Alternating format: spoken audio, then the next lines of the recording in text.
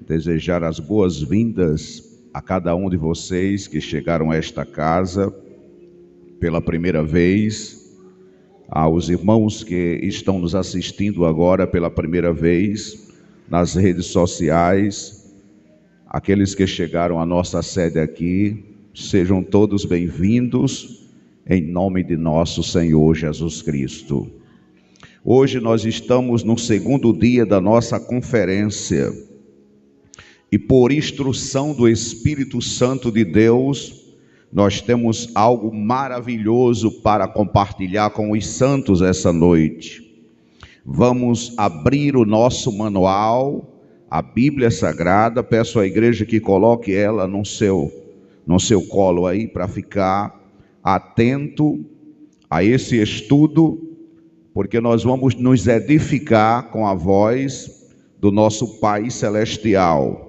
O tema essa noite é a face oculta de Roma. Digam todos comigo: a face oculta de Roma. Então o negócio é muito sério, porque tradicionalmente ou historicamente, o primeiro Papa de Roma foi o apóstolo Pedro. Todos sabem disso, porque Pedro, juntamente com Cornélio, se estabeleceram ali em Roma, e poucas pessoas sabem disso. E Cornélio era um homem muito influente, tinha dinheiro, tinha muito conhecimento com o povo, e Pedro soube utilizar a Cornélio para se estabelecer em Roma. Então, foi ali em Roma que se estabeleceu o que hoje conhecemos como papado. É por isso que o catolicismo romano diz que o primeiro Papa de Roma foi o apóstolo Pedro. Agora veja bem, aproximadamente uns 10 anos antes que isso se estabelecesse em Roma, Paulo comunicou ao apóstolo Pedro o que lhe havia sido revelado por Jesus Cristo, que já tinha ressuscitado dentre os mortos. Louvado seja Deus para sempre. Paulo revelou a Pedro 10 anos antes, porque ele foi arrebatado ao paraíso. E nós vamos constatar agora o testemunho do apóstolo Paulo. Diga comigo: Paulo vai dar testemunho. E isso é muito sério. Então Paulo vai contar o que lhe aconteceu, que foi arrebatado ao paraíso, para podermos essa noite apreciar duas reuniões particulares que o apóstolo Paulo teve com o apóstolo Pedro. Abra sua Bíblia em Gálatas capítulo 1 para conferir a ciência do Evangelho essa noite. Louvado seja Deus para sempre. Gálatas capítulo 1 versículo 11. Esse é o testemunho do apóstolo Paulo. Vamos ler a palavra. Mas vos faço saber, irmãos, que o evangelho anunciado por mim não é segundo o homem, pois eu não recebi nem aprendi de homem algum, senão por revelação de Jesus Cristo. Porque já ouvistes acerca de minha conduta em outro tempo no judaísmo, que perseguia sobremaneira a igreja de Deus e assolava, e no judaísmo avantajava a muitos de meus contemporâneos e minha nação, sendo muito mais zeloso das tradições de meus pais, disse o apóstolo Paulo. Então escute bem, Paulo era judaizante. Paulo guardava a lei de Moisés, ele dá testemunho disso aqui. Ele conhecia a circuncisão, que era o evangelho pregado por Jesus de Nazaré nos dias de sua carne. Ele conhecia a circuncisão. Mas ele dá testemunho aqui que uma vez Jesus Cristo se apresentou a ele depois que tinha ressuscitado. Apareceu a ele, o arrebatou ao paraíso e lhe revelou, diga comigo, outro evangelho. Isso é muito sério, porque o que você conhece hoje das instituições religiosas é o evangelho da circuncisão, que foi dado a Pedro para liderar os 12, que encerrou-se na cruz do Calvário. O Novo Testamento não é Mateus, Marcos, Lucas e João. Ali são livros históricos que narram nascimento, vida, morte e ressurreição de Jesus Cristo. Portanto, quando você lê Mateus, Marcos, Lucas e João, você está diante da lei de Moisés, porque a lei durou até a morte de Jesus Cristo. A lei só se encerra quando Cristo morre. Cristo havia morrido. A lei de Moisés estava de pé. Os 12 discípulos eram fidedignos à lei judaica. Então, Jesus morreu, ressuscitou, arrebata Paulo ao terceiro céu e revela a ele, diga comigo, a nova aliança, o Novo Testamento. Isso é muito sério. Nós estamos abalando os alicerces do sistema religioso no mundo inteiro agora, porque o Novo Testamento só sai da boca do apóstolo Paulo.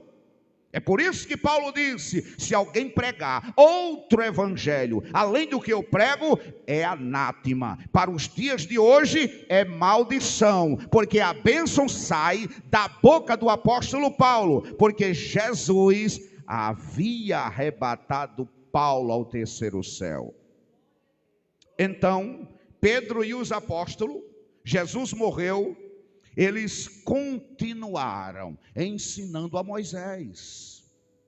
Jesus morreu e eles continuaram com as experiências de Jesus de Nazaré nos dias de sua carne. E isso se conheceu como sendo o evangelho da circuncisão. Diga comigo, evangelho da circuncisão.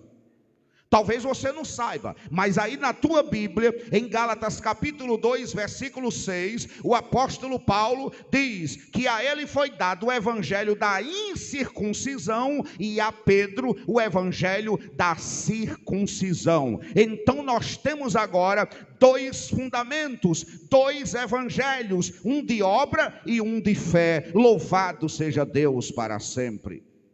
Então ouça com cuidado, Jesus Cristo fazia 30 anos que havia morrido, fazia-se aproximadamente 30 anos que Jesus havia morrido e ressuscitado.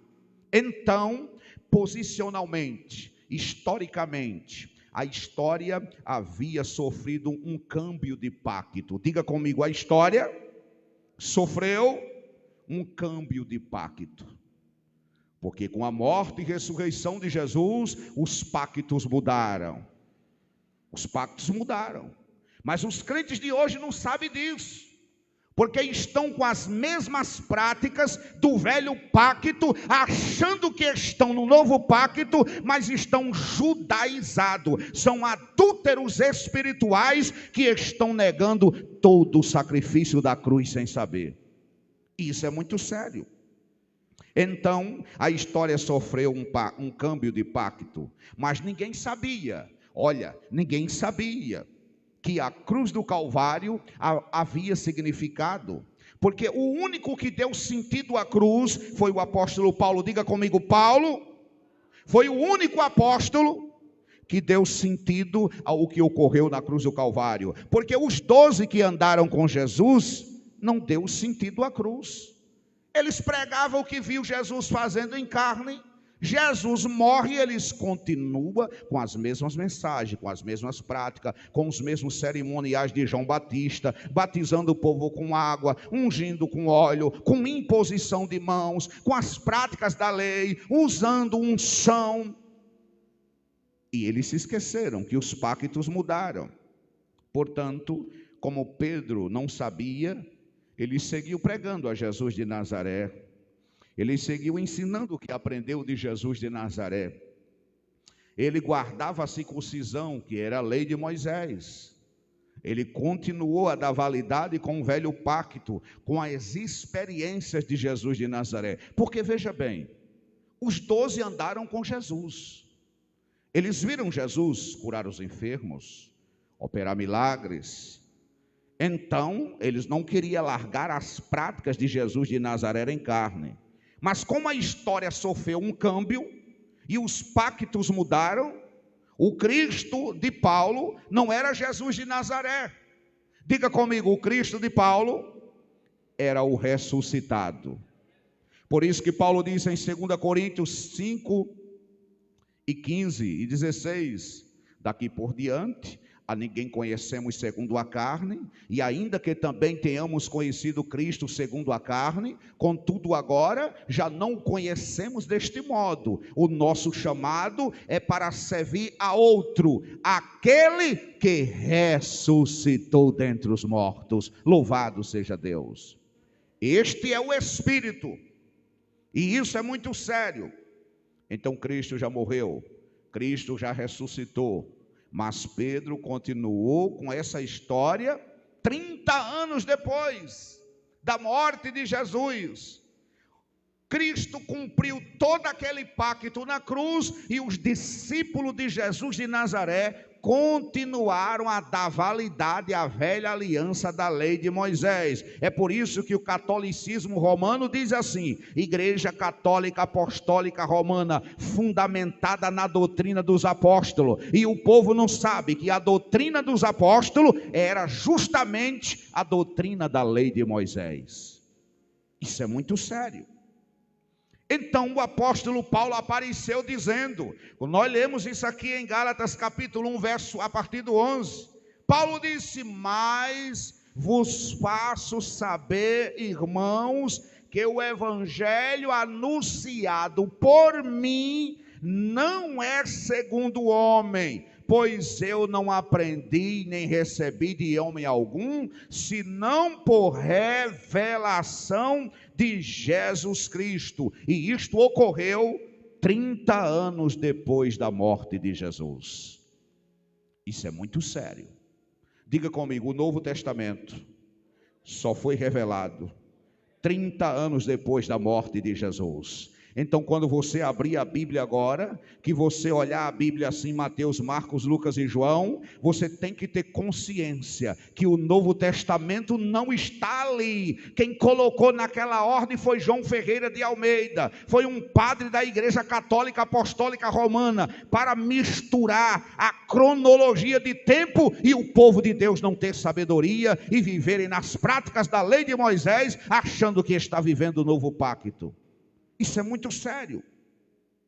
Então essa experiência que Paulo tem, que é essa doutrina, que é este ensino, que vem dar sentido à cruz do Calvário, é o que vem dar sentido à cruz do Calvário. Então significou para a igreja algo tremendo. Então com isso foi dado somente a revelação a Paulo. Ninguém recebeu isso, só ele. O evangelho não estava escrito, não estava num livro, nenhum dos apóstolos teve acesso, isso estava na mente de Paulo. É por isso que quando Paulo falava, dizia: escreve, Timóteo. Aí o evangelho começou a aparecer ali. O evangelho está plasmado nas 14 epístolas paulinas, de Romanos a Hebreus. Diga comigo, o evangelho está de Romanos a Hebreus. Ali está o evangelho da nova aliança, do novo pacto de melhores e superiores promessas. Então Paulo teve um compromisso, e este compromisso foi uma delegação do Senhor Jesus Cristo, de comunicar estas verdades ao apóstolo Pedro. Por que Paulo tinha que comunicar a Pedro? Porque Pedro era o líder dos apóstolos. É aí que nós vamos ver o segundo ponto. E eu quero chamar muita atenção de vocês, porque o negócio é muito sério aqui. Aqui nós vamos observar o primeiro ponto. A primeira reunião que Paulo teve com Pedro depois da morte de nosso Senhor Jesus Cristo.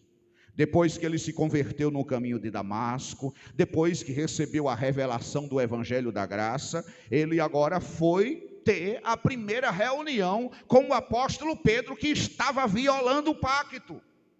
Então, vamos abrir a nossa Bíblia, Gálatas capítulo 1, versículo 15, leia comigo para apreciar a primeira reunião que aconteceu entre o apóstolo Paulo e o apóstolo Pedro. Vamos ler a Bíblia.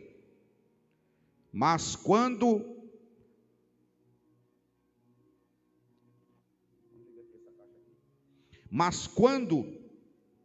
agradou a Deus, que me apartou desde o ventre de minha mãe, e me chamou por sua graça, revelar o seu Filho em mim, para que eu lhe pregasse entre os gentios, não consultei em seguida a carne nem sangue, nem subi a Jerusalém, diz a palavra. Sustenta aí, nesse mesmo capítulo, deixa a Bíblia aberta.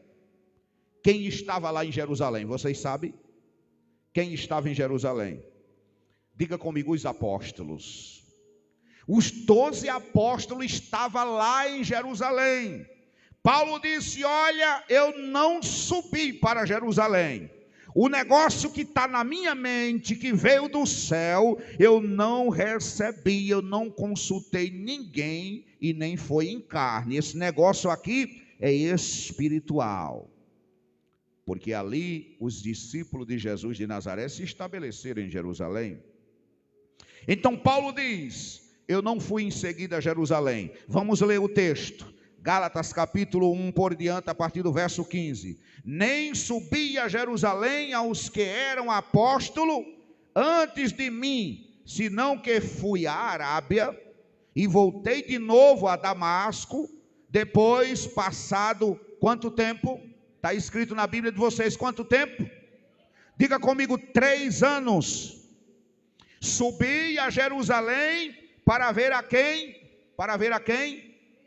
Para ver a Pedro, e permaneci com ele quantos dias? 15 dias, mas não via nenhum outro dos apóstolos, senão a quem?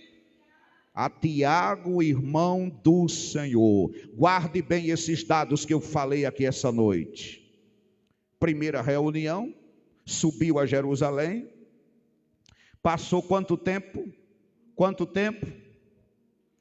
3 anos, ou seja, o apóstolo Paulo recebeu a revelação de Jesus Cristo, depois de 3 anos que estava treinando o entendimento da revelação do Evangelho, foi para Jerusalém, se reuniu com quem? Com Pedro e com Tiago. Por que Paulo se reuniu com os dois? Porque Tiago era o líder da congregação em Jerusalém. Então escute bem, veja a história.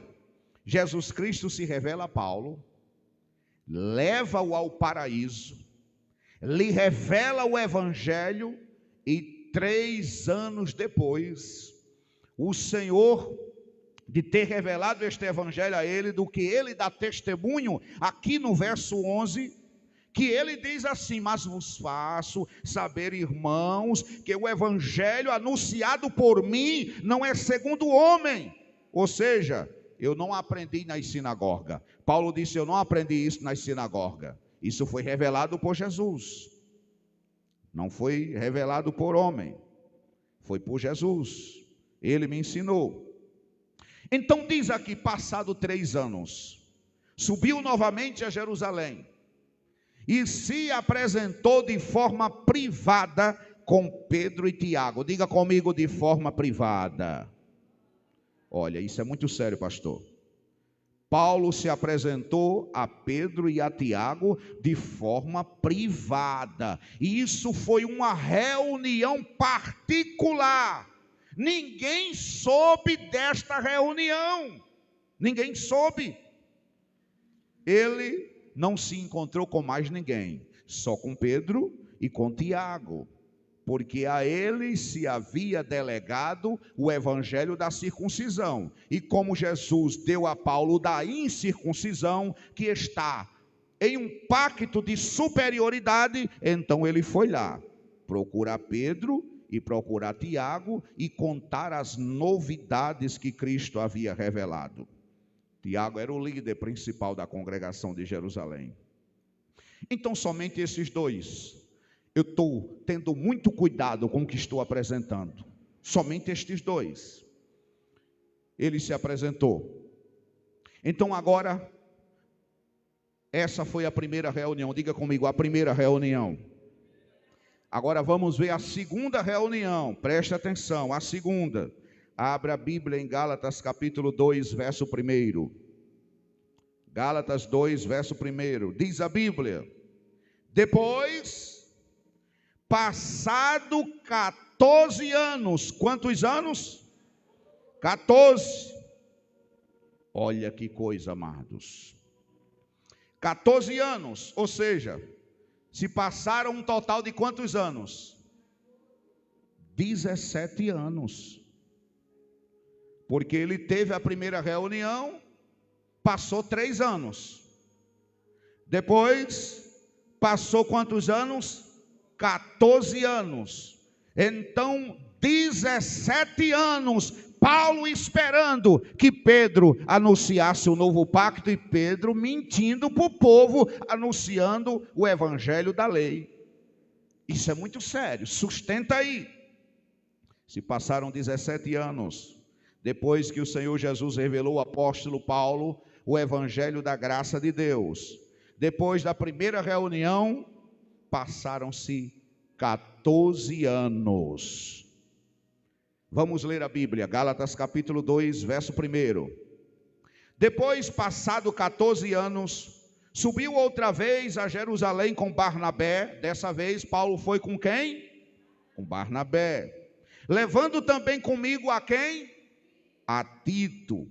Mas, olha o detalhe agora, mas soube, segundo uma revelação, para não correr ou haver corrido em vão, expus em privado aos que tinham certa reputação o evangelho que prega entre os gentios. Quem era que tinha certa reputação? Diga comigo, os 12. Os 12 discípulos que tinham certa reputação.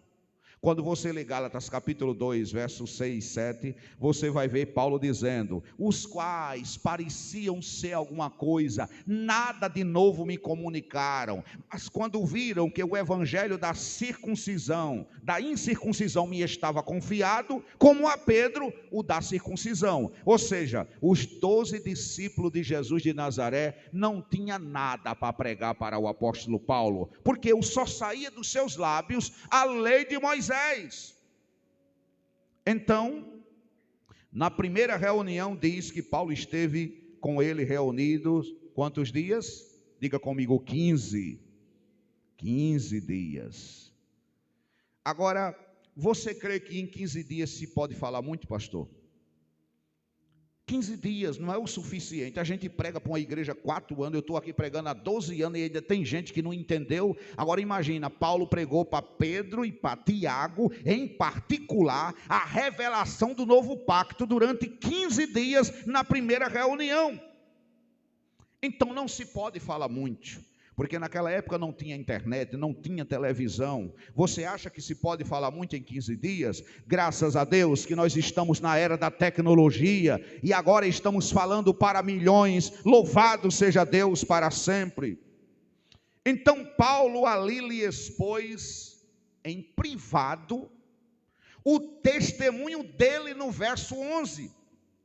Olha, Pedro, Jesus Cristo me apareceu. Paulo falando com ele: olha, Pedro, o Senhor Jesus me apareceu, me revelou me informou pessoalmente, me levou ao paraíso, me informou que essa morte dele na cruz do Calvário, que o sentido desta morte é que com este sacrifício ele nos fez perfeitos para sempre. Louvado seja Deus.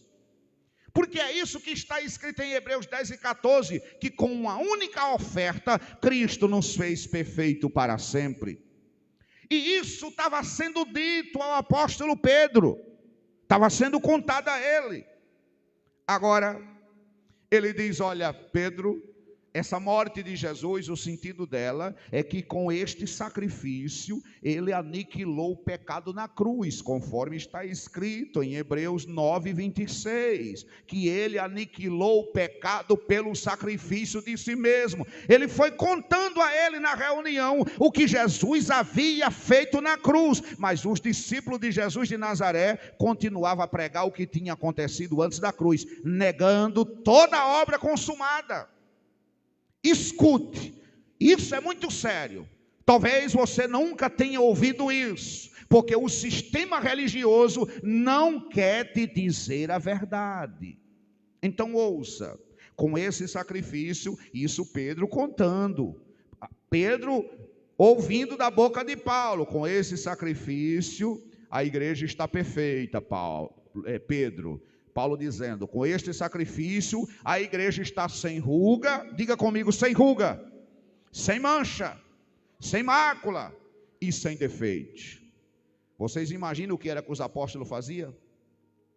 Pedro dizia, irmãos, se dissermos que não temos pecado, somos mentirosos, chamando o povo de pecador. Por isso que Paulo estava expondo a ele em particular. Vocês têm que parar com esse negócio. Vocês têm que parar com essa mensagem. Porque depois da cruz, Jesus Cristo destruiu o pecado na cruz. Essa mensagem aí é uma mensagem velha, Pedro. Isso estava sendo exposto lá em particular. Então, Paulo, em particular com Pedro, disse a Pedro, olha, já não há mais do que se guardar rudimento, Pedro. Já não há mais. Já não há mais do que se batizar com água, Pedro. Abra sua Bíblia em Hebreus capítulo 6, verso 1, e você vai ver o que Paulo contou a Pedro em particular. Esses detalhes foram ditos a ele naquela reunião. Ele diz, por isso, deixando já os rudimentos da doutrina de Jesus de Nazaré, vamos prosseguir para aquilo que é perfeito, não lançando de novo estes fundamentos de arrependimentos, de obras mortas, de fé em Deus, da doutrina dos batismos, da imposição de mãos, da ressurreição de mortos e de juízo eterno. Agora, imagine só o impacto que Pedro levou. Hebreus capítulo 6, verso 1 e 2, que eu pedi para os irmãos ler.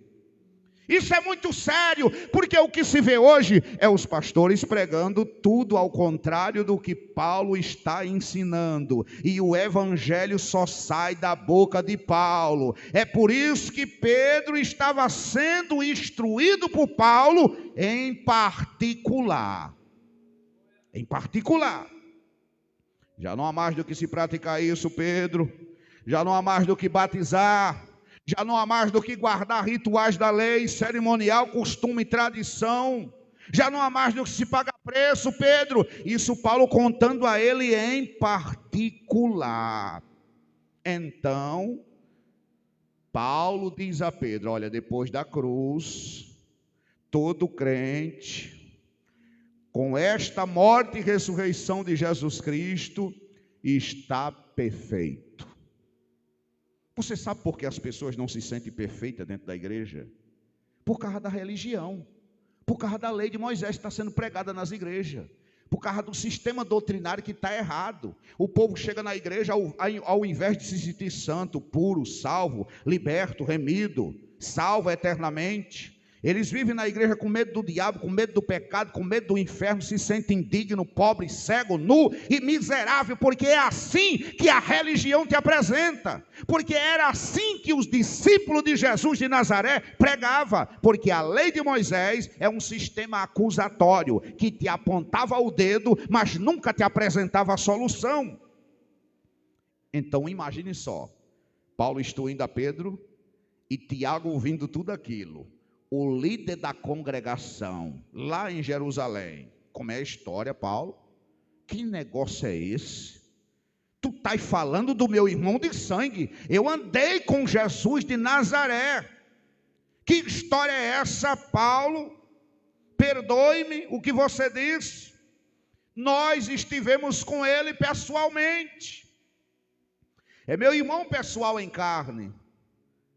Olha, como você vem dizer aqui, que Jesus Cristo disse o quê? Irmão, não foi fácil para aqueles homens crer, não. Eles tinham a lei de Moisés, eles tinham escrita.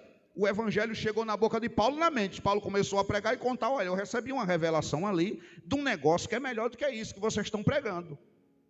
E isso que eu tenho é o evangelho único. E Jesus mandou eu te procurar, me revelou, e a partir de agora tu vai ter que parar com esse ensinamento aí. Agora tu vai ter que ensinar o que eu recebi do Senhor.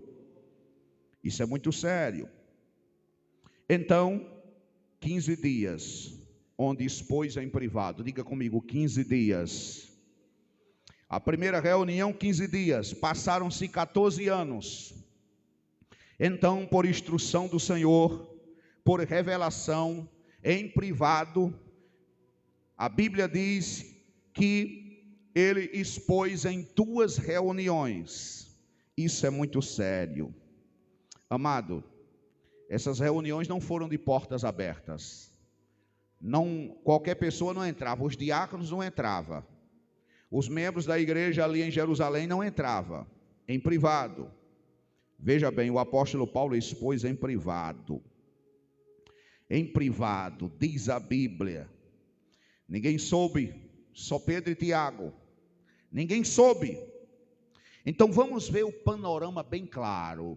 Eu peço a vocês que se sustentem, não se preocupe com a hora. A gente vai passar um pouquinho, mas se sustente. Vocês precisam ouvir isso. Nós estamos em 2025, no ano das revelações da graça de Deus. Louvado seja Deus para sempre. Então, quem fundou o sistema católico romano? Quem? Quem fundou? Porque historicamente, tradicionalmente, Pedro. É claro que depois teve uma implementação com o imperador. Paulo comunicou a Pedro que Jesus Cristo lhe havia revelado. Temos evidências que houve 2 reuniões. Vocês já constataram. Então vamos para a terceira pergunta que eu quero fazer a todos que estão me ouvindo essa noite, principalmente aqueles que nos ouvem pela internet. O que os apóstolos ocultaram? O que os apóstolos ocultaram? Especialmente Pedro da igreja. Porque Paulo revelou tudo. O que foi que eles ocultaram? Porque eles receberam a revelação, mas continuaram ocultando a revelação. Então, o que foi que eles ocultaram da igreja? Porque aqui é onde está, diga comigo, aqui é onde está a corrupção religiosa. Olha, tem muitos pastores hoje, obreiros, membros, líderes, que conhecem esta verdade e faz como os apóstolos de Jesus de Nazaré, faz como Pedro, fica ocultando as verdades que vai libertar a humanidade. Então eu te pergunto, se você disser uma verdade ao irmão Luciano, e irmão Luciano sabe que essa verdade vai libertar o pastor Estevão, vai libertar o irmão Natanael, vai libertar o irmão Isaías, o irmão Marinho, vai libertar os irmãos de Jacuípe, os irmãos de Alagoas, os irmãos do Brasil, vai libertar os irmãos do mundo inteiro, mas Luciano decide ocultar esta verdade. ocultar. Isso é muito sério, porque aqui é onde está a corrupção religiosa. Então, uma boa pessoa faz isso? Sim ou não? Faz não. Agora, você se põe a pensar, porque aqui é onde está a mentira. Olha, aqui é onde está o engano que está correndo por 2000 anos de idade. É por isso que a Igreja Católica é chamada a mãe das rameiras. As igrejas evangélicas cristãs que se conhecem no Brasil hoje veio da Igreja Católica Apostólica Romana. É apenas um sistema diferente, melhorado em algumas coisas. Quem foi que fez uma reformazinha lá? Um padre. E daí surgiu os evangélicos, os protestantes. O problema é que essas doutrinas estão fundamentadas em cima de mentira para os dias atuais. E isso é muito sério. Agora, o que os apóstolos ocultaram da igreja? Primeiro, os apóstolos diziam sustente. Os apóstolos de Jesus de Nazaré diziam que Deus operava através de sinais. Diga comigo, os apóstolos diziam que Deus operava através de sinais. É por isso que os pastores de hoje, evangelho tem que ter sinal. Os pastores dizem isso. Então, no livro de Atos dos Apóstolos, abra comigo, capítulo 2, verso 22. Ah, pastor, não me fale dos apóstolos. Olha, você que não conhece de Bíblia, pode estar perturbadíssimo agora, porque nós estamos falando dos apóstolos de Jesus de Nazaré. Você que não conhece de Bíblia pode estar preocupado. Aí você pode me dizer, pastor, mas não me fale dos apóstolos, porque eles eram boa gente. Eu te pergunto, alguém que te oculta uma verdade que vai te curar, te libertar, e essa verdade poderia ter curado muitas pessoas, essas pessoas são boa gente? Isso é muito sério. Primeira coisa que eles ocultaram é que antes da cruz, Deus operava por sinais. Vamos ler a Bíblia. Atos 2 e 22. Varões israelitas, ouve estas palavras. Jesus Nazareno, varão aprovado por Deus entre vós, com as maravilhas, prodígios e sinais de Deus, fez entre vós por meio dele, como vós mesmos sabeis. Aí eles não queriam largar isso, porque eles conheceram Jesus operando por sinais. Então quer dizer que antes da cruz do Calvário, Deus operava por sinais, por prodígios e milagres. Deus fazia isso antes da cruz. Vamos ler mais uma evidência que Deus operava por sinais. Abra a sua Bíblia em João no capítulo 2, verso 23. Diz a palavra: estando em Jerusalém, na festa da Páscoa, muitos creram em seu nome, vendo os sinais que fazia. Então, antes da cruz, Deus operava por sinais. Mas o que eles ocultaram da igreja? O que foi que os discípulos ocultaram da igreja? Eles ocultaram da igreja que depois da cruz, diga comigo, depois da cruz, Deus já não opera por sinais. Como é que é, pastor? Você não sabia disso. Como é que é? É verdade. Depois da cruz, Deus opera por meio do crer no evangelho. Não é por sinais. Não é por sinais. Qual é a diferença, pastor? É que para sinais, diga comigo, para sinais, você necessita ver para crer. E no evangelho, você crê sem ver. É uma diferença, porque os pactos mudaram. Então você necessita ver para crer. No evangelho, você necessita crer para ver. Os apóstolos tinham muitos sinais, mas não tinham o evangelho. O evangelho só quem possuía era Paulo. Diga comigo, só Paulo tinha o evangelho, porque o evangelho estava na sua mente. Nenhum dos judeus tinha o evangelho. O evangelho foi anunciado somente a Paulo. Quando você ouvir instruções doutrinárias e ensinamentos para a prática da vida cristã depois da cruz, que não sair da boca de Paulo, pode ter certeza que você está judaizado. Isso é muito sério. E quando Paulo comunicava o evangelho, dizia, não, isso não serve. Os discípulos diziam, olha Paulo, isso não serve, deixa isso escondido, para com essa história, porque temos que ter sinais. Tu não sabe de nada, eu andei com Jesus de Nazaré, a minha sombra curava, para com isso. Isso é muito sério. Eles não tinham o evangelho, só quem tinha o evangelho era Paulo. Agora escute bem, Paulo conheceu a ciência de Deus, a ciência do novo pacto. A única coisa que eles tinham era sinais. Paulo disse, Pedro, mas Jesus me apareceu, Pedro. Com essa morte e ressurreição, o crente depois da cruz já está abençoado, Pedro. Olha, não interessa essa coisa aí que você está falando. Vamos esconder isso do povo. Vamos dizer ao povo que o povo tem que buscar a Deus.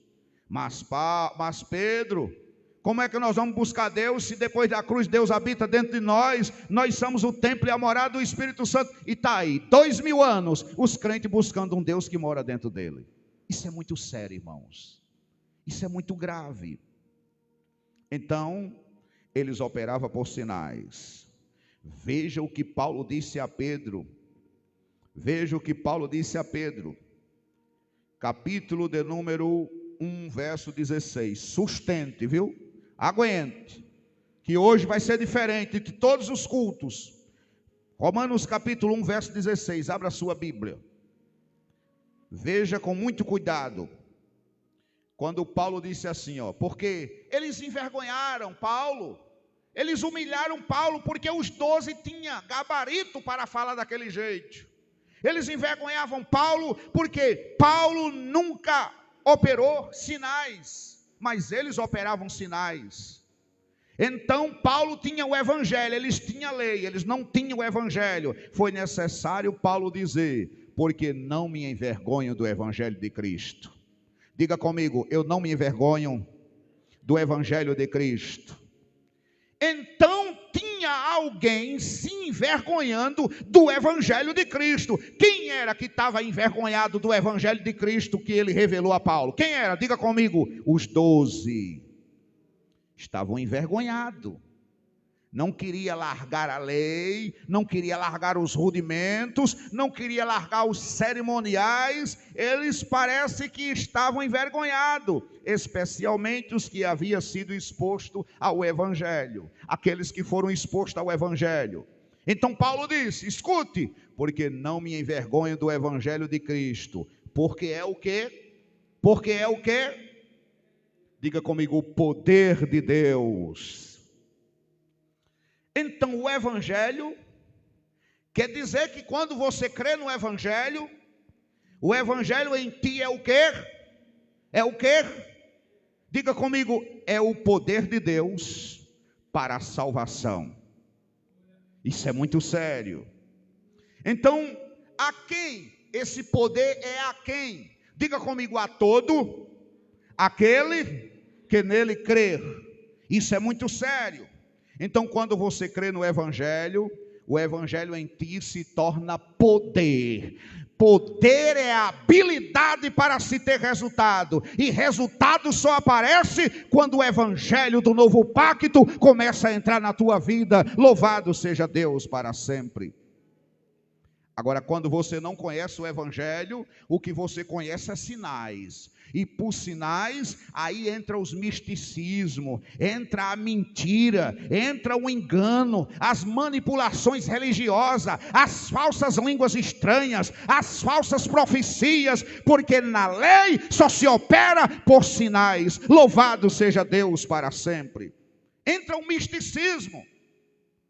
O povo confunde muito misticismo com espiritualidade, porque o poder está nas palavras. A palavra é espírito e vida. Se alguém quer ser cheio do poder, cheio do espírito, tem que ser cheio da palavra. É por isso que Paulo disse: eu não me envergonho do evangelho de Cristo, porque o poder está no evangelho. Louvado seja Deus para sempre.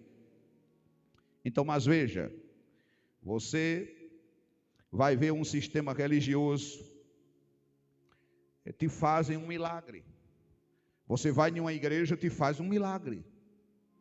Você vai nessas igrejas por aí famosa, que está nas redes sociais, na televisão, te faz um milagre.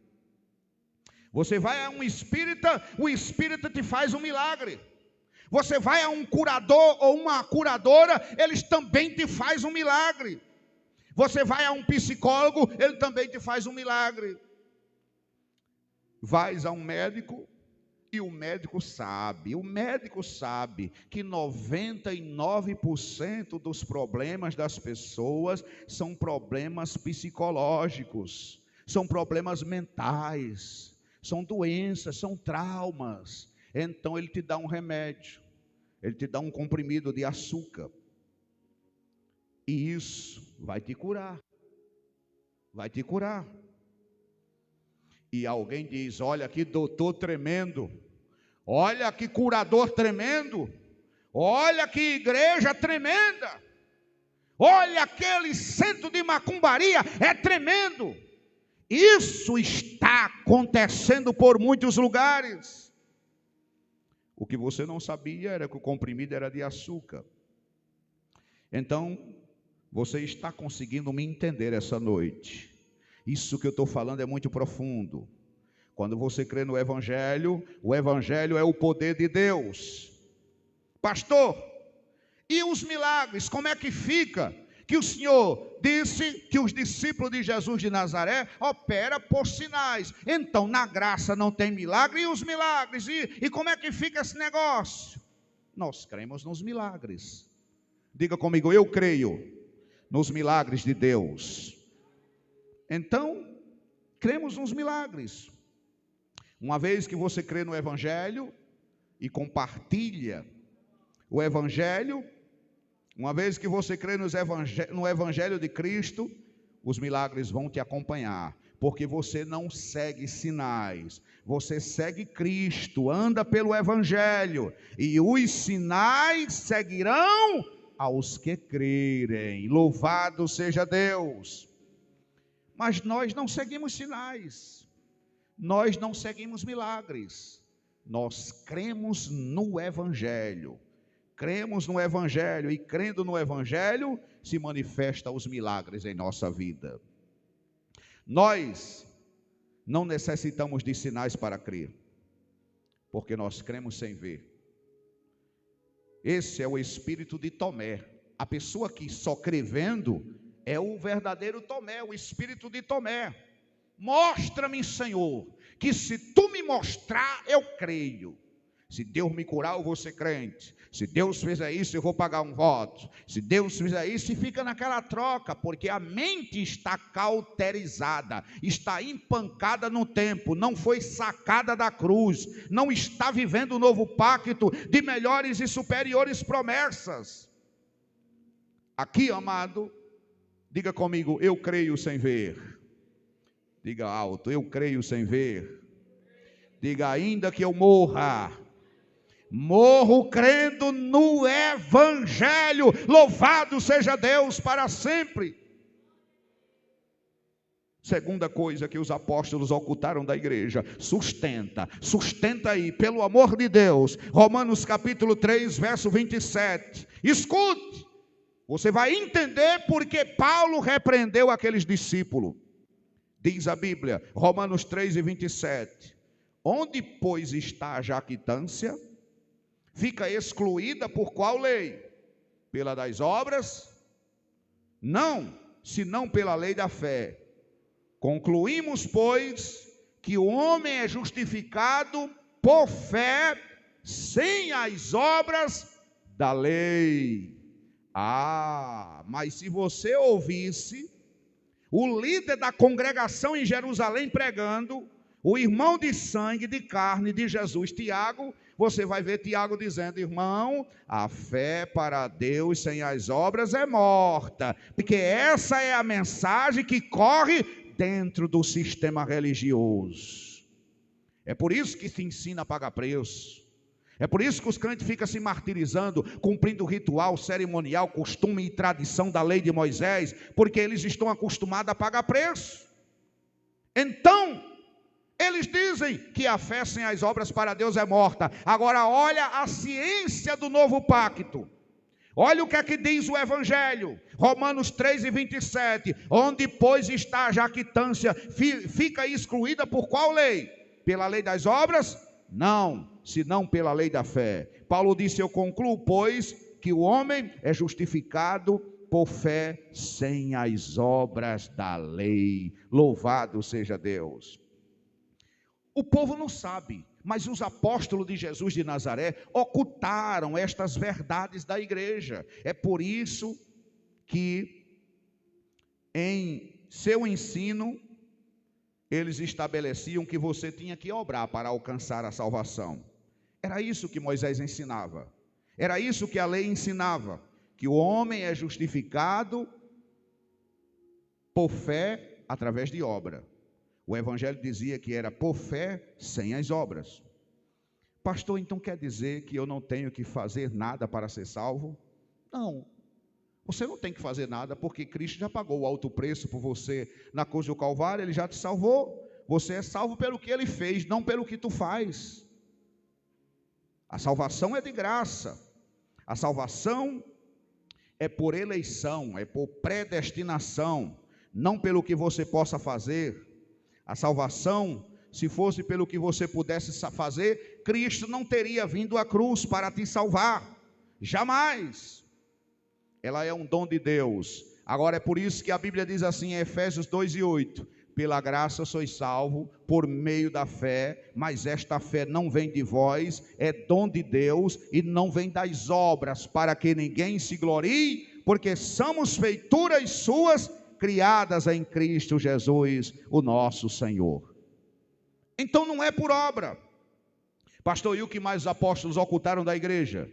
É que para reinar, você tem que reinar em vida. Mas os apóstolos de Jesus de Nazaré, pastor, dizia que os crentes iam reinar quando fosse para a eternidade, quando morresse. E até hoje as igrejas dizem isso. E os crentes pensam que tem que sofrer a vida inteira na terra para reinar quando chegar no céu. E eles vivem uma vida de sofrimento, celibatária, de sacrifício, de penitência, de privação. Quantas pessoas não estão escravas agora dentro do sistema religioso, com traumas psicológicos, problema com a família, problema com os pais, com os filhos, famílias dilaceradas por causa destes ensinamentos dos discípulos de Jesus de Nazaré. Porque eles ensinavam que para reinar você tem que ir para o paraíso. Então, o reinar tem que ser aqui. Paulo disse: olha, ei, sustenta, eu vou terminar. O reinado tem que ser aqui. Paulo disse: é aqui. Romanos 5,17, escute, eu vou terminar, sustente. 5,17. Pois, se pela transgressão de um só reinou a morte, muito mais reinarão aonde? No paraíso? No paraíso? É no paraíso? Os apóstolos escutaram. Se pela ofensa de um só reinou a morte, muito mais os que receberam a abundância da graça e o dom da justiça reinarão em vida por um só, a saber, Jesus Cristo. Os que receberam a abundância da graça e o dom da justiça reinarão em, diga comigo, em vida. Então é aqui, é nessa terra que você tem que reinar com o Senhor. É aqui. É por isso que em Efésios capítulo 4, verso 8, diz que ele levou cativo ao cativeiro e deu dons aos homens, louvado seja Deus. Diz que ele mesmo estabeleceu, ou seja, diz aqui que você pode ter a graça e você recebe esse dom da justiça. E a justiça é a habilidade para você viver diante do seu Pai, como se o pecado nunca existisse, porque todos os teus pecados já estão imputados no corpo de Jesus Cristo. São os que receberam a abundância da graça e o dom da justiça que vão edificar a igreja de nosso Senhor Jesus. Então os apóstolos ocultaram esta verdade da igreja, que não podiam reinar. Eles disseram, não, vocês têm que sofrer aqui na terra para ir reinar no paraíso, lá no céu.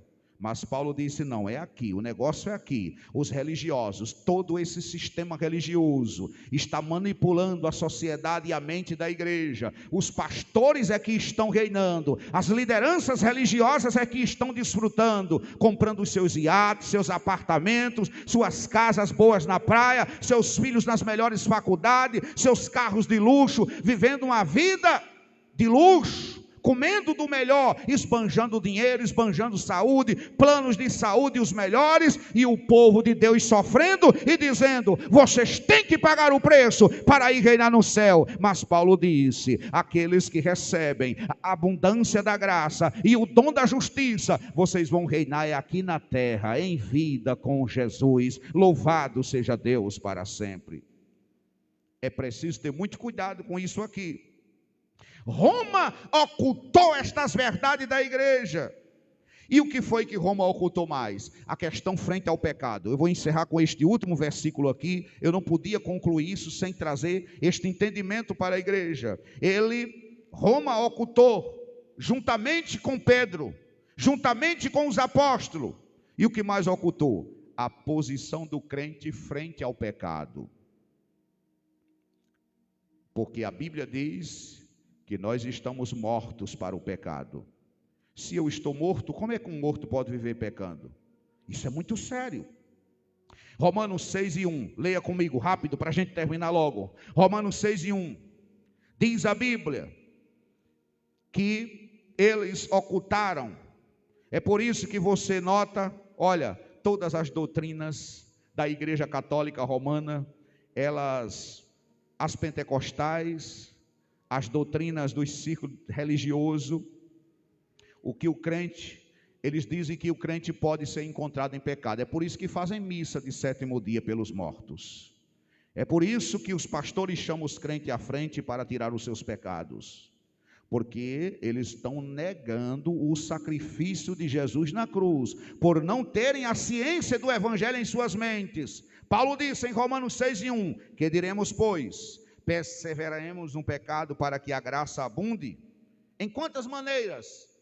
De nenhuma maneira, porque nós, os que morremos para o pecado, como viveremos ainda nele? O verso 11 diz, assim também considerai-vos mortos para o pecado e vivo para Deus. Diga comigo, eu estou morto para o pecado e vivo para Deus. O crente está como? Depois da cruz, morto para o pecado. Você não é pecador, você é santo e puro. Você tem que se ver como Deus te vê. Quando Deus te vê, Ele não te vê em pecado, porque quando Deus olha para você, Ele vê todos os teus pecados imputados no corpo de Jesus Cristo. E o que isso significa, pastor?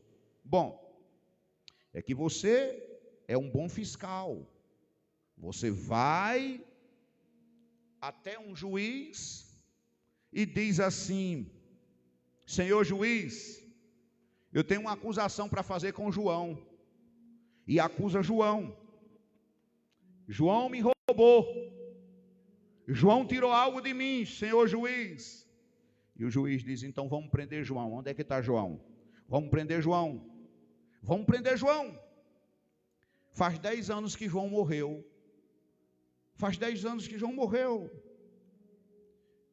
Então, onde você estudou direito? Será que você entende de leis?